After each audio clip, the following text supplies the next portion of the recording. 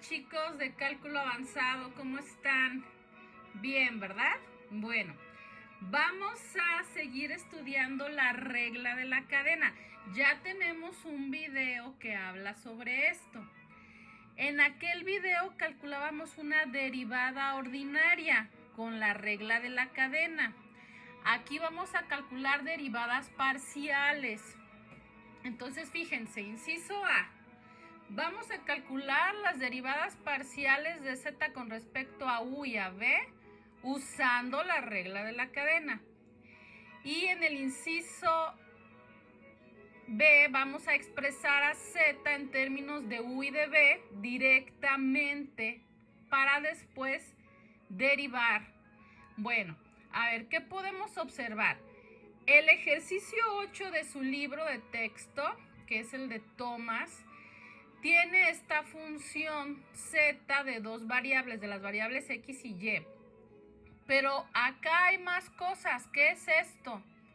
Bueno, esta x es una función y esta y también. ¿De qué? De dos variables. Es decir, también las variables de z son funciones de varias variables.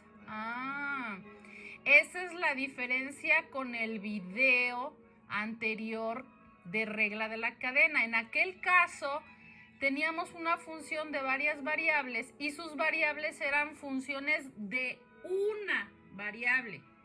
Estas son funciones también de varias variables. Todas son funciones de varias variables. Así es de que todas las derivadas que vamos a calcular son parciales. En el otro caso, unas eran parciales y otras eran ordinarias. Bueno, revisen el otro video. Ahora, ¿qué vamos a hacer para el ejercicio 8? Yo quiero calcular la derivada de z con respecto a u, pero yo no veo ninguna u en la función z. Entonces yo más bien la voy a derivar con respecto a x y a x con respecto a u. Más derivo a z con respecto a y a y con respecto a u. Y ahí es como se encadena, ¿se fijan? Trin, trin. Ok, entonces vamos a hacer esos cálculos. Tengo de color negro un cálculo, de color azul otro y así para que sepan cuál es cada uno. La derivada de tangente inversa o de arcotangente, tengo que derivar. La derivada del argumento va a quedar en el numerador. Revisen su formulario. Esta x entre y mejor la voy a escribir como x a la y, x por y a la menos 1. Así es más fácil calcular la derivada. Ok, derivada con respecto a x. 1 por y a la menos 1, o puedo escribir 1 entre y, ¿verdad? Y a la menos 1 es 1 entre y. Y en el denominador se escribe 1 más u al cuadrado, la u del argumento, el argumento al cuadrado. Es una fracción, entonces numerador al cuadrado, denominador al cuadrado. Ahora, voy a derivar x con respecto a u. La derivada de u, 1 por coseno de b, coseno de b. Voy a volver a derivar la tangente, pero ahora con respecto a y. Entonces, ¿cómo me va a quedar? Menos xy a la menos 2. ¿Sí? Y en el denominador queda lo mismo. ¿Por qué? Porque así está la fórmula. Nada más en el numerador va la derivada y lo demás ya es la fórmula así. 1 más u cuadrada. Revisen el formulario. La derivada de y con respecto a u. La derivada de u, 1 por seno, seno. Bueno, ya terminé. Eso es la regla de la cadena. Ya terminamos de estudiar esto. Ahora, ¿qué tengo que hacer? Pues simplificar, sustituir, evaluar. Ok, esto de aquí se va, para poder simplificar tenemos una fracción compleja, así se llaman cuando hay muchas fracciones entre otras. Entonces el común denominador aquí es y cuadrada. Y cuadrada por 1, y cuadrada. 1 por x cuadrada, ¿sí? Muy bien, esto lo pasé igual Aquí lo acomodé en forma fraccionaria para poder también simplificar. Esto es menos, ¿sí? Signos contrarios, negativo, x entre y cuadrada. Y en el denominador ya hice aquí la suma, es lo mismo. Seno de b, ok. Extremos por extremos, o sea, 1 por y cuadrada, medios por medios, y por y cuadrada más x cuadrada. Escribo el coseno y acá ¿qué hago? Podría ser lo mismo que aquí, extremos por extremos y medios por medios, pero no, porque en este caso los dos denominadores son iguales. Y hay otra propiedad, en lugar de extremos por extremos y medios por medios, que dice que si los dos denominadores son iguales, se cancelan rápidamente y escribimos el numerador y el otro numerador en el denominador de la siguiente fracción. Muy bien, ya tenemos esto más simple. Pero, ¿qué estamos calculando? Estamos calculando la derivada de z con respecto a u. Todo esto es, miren, ahí está, igual, todo perfectamente escrito, perfectamente bien escrito. ¿Y qué tienen que hacer entonces x y y si yo estoy derivando con respecto a u? Bueno, pues entonces yo sé que x es u coseno de b y y es u seno de b, lo sustituyo aquí ya en la forma simple, ¿sí? Este es y cuadrada entre y, ¿verdad? ¿Qué nos queda nada más? Y en el numerador, esa y la voy a sustituir. U seno de b. Este coseno ya se está multiplicando, multiplicación de fracciones. Y en el denominador este ya lo cancelé. Entonces nada más sustituimos y cuadrada más x cuadrada. Así que todo esto nos queda cada uno al cuadrado. Ya está. ¿Qué hacemos acá? Bueno, menos x es u coseno de b, el seno es este, y en el denominador escribimos que esto, que queda igual que en el primero.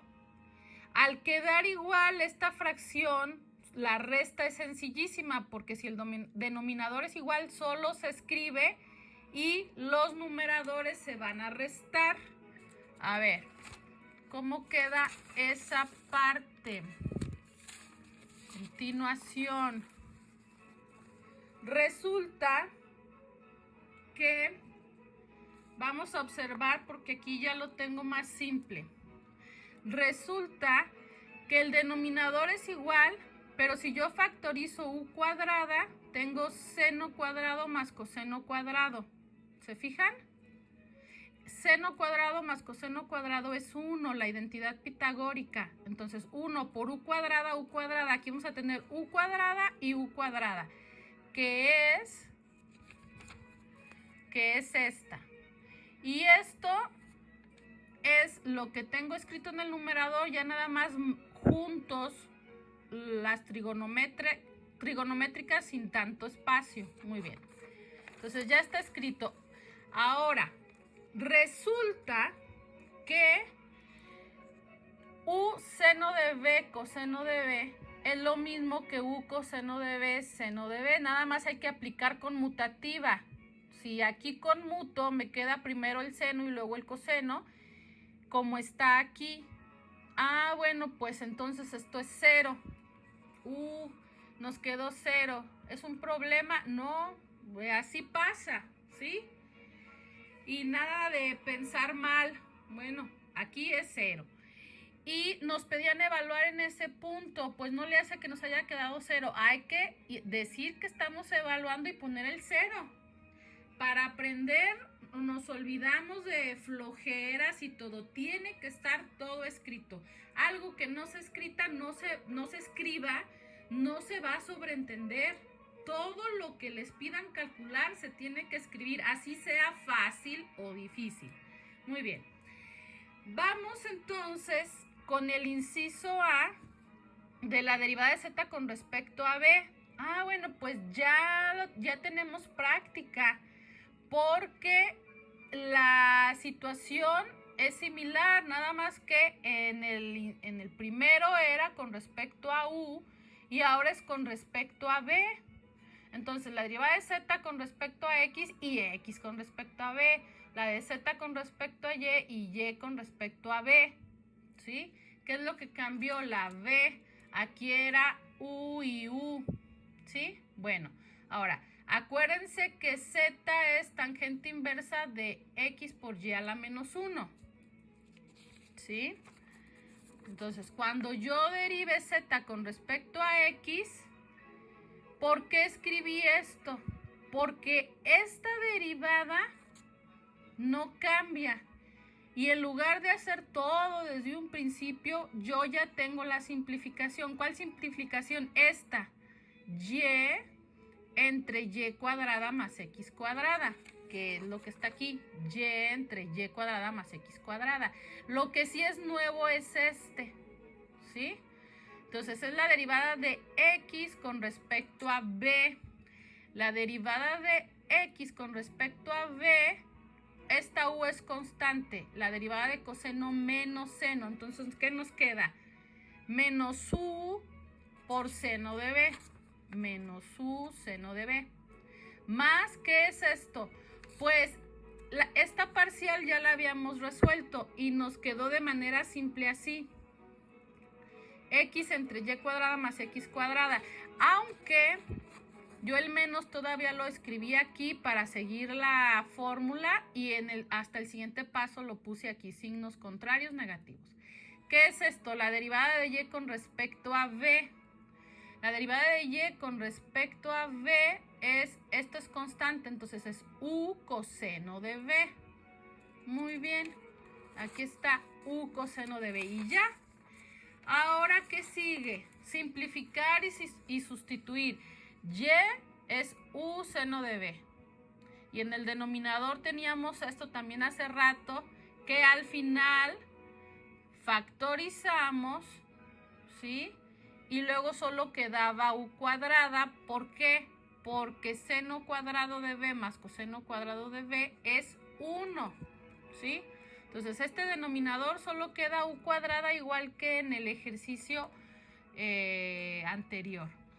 Y en esta parte x es u coseno de b. Entonces, esto ya está, ya se los expliqué la simplificación. Vamos a ver esta parte. Menos u cuadrada seno cuadrado de b. Menos u cuadrada coseno cuadrado de b. ¿Eso qué es? Eso es, aquí simplificamos la u cuadrada, ¿sí?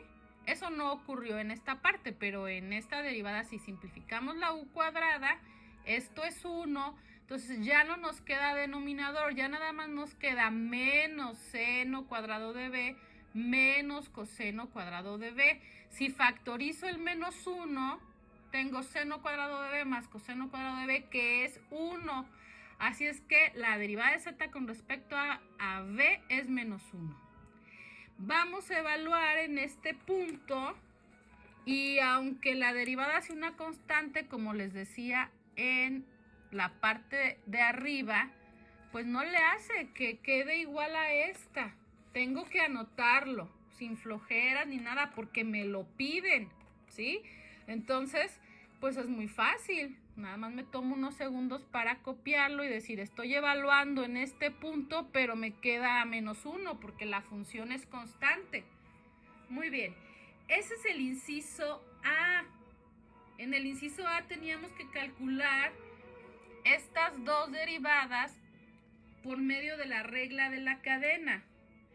Pero en el inciso B nos pedía que sustituyéramos los valores de y y de x, estos valores, bueno, la función, que la sustituyéramos y después deriváramos. Aquí primero derivamos y luego sustituimos. Bueno, pues entonces vamos a hacer lo que nos hace falta. El inciso B. Primero sustituimos y luego derivamos. ¿Cuál es la función que vamos a derivar? La z. Z con respecto a u y z con respecto a b. Pero antes de derivarla, yo aquí voy a sustituir qué es x y y. X es U coseno de B y Y es U seno de B.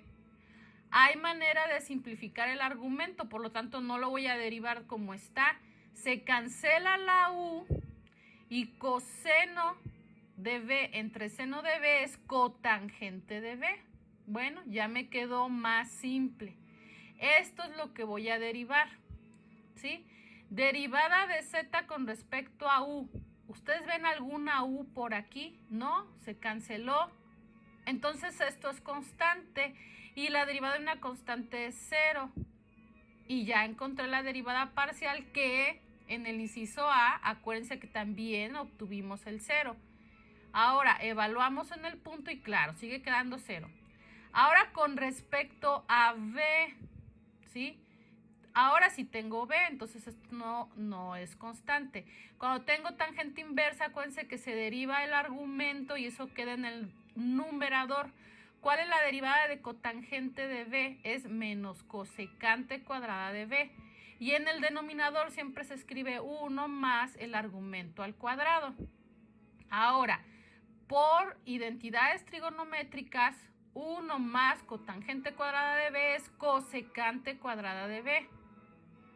Y esto, al dividir, pues es menos 1. ¿Y cuánto nos había dado esta derivada en el inciso A? Pues también menos 1. Evaluado en el punto, menos 1. Ahora, si se fijan, aproveché de que se calculó por dos métodos la misma derivada parcial para simbolizar de manera distinta la evaluación. Aquí, ¿qué hice? Escribí la parcial de Z y luego el punto, ¿sí? Con respecto a U. Y en el inciso anterior, lo que hice fue escribir la parcial de Z con respecto a U completa, la raya y luego el punto. Son maneras distintas de simbolizar la evaluación. Todas ellas son correctas, pero yo aprovecho que si el ejercicio es largo, pues voy enseñándoles diferentes notaciones, diferentes formas de resolver el mismo ejercicio, como en este caso, inciso A, inciso B, son dos métodos. Ahora, en el inciso B fue donde expresamos Z directamente en términos de U y de B y luego calculamos las derivadas y fue rapidísimo, ¿se fijaron? Entonces algunos dicen, no, yo no voy a usar la regla de la cadena porque son muchos pasos. Ajá. Resulta que hay ejercicios en los que no puedo seguir estos dos caminos. Este sí.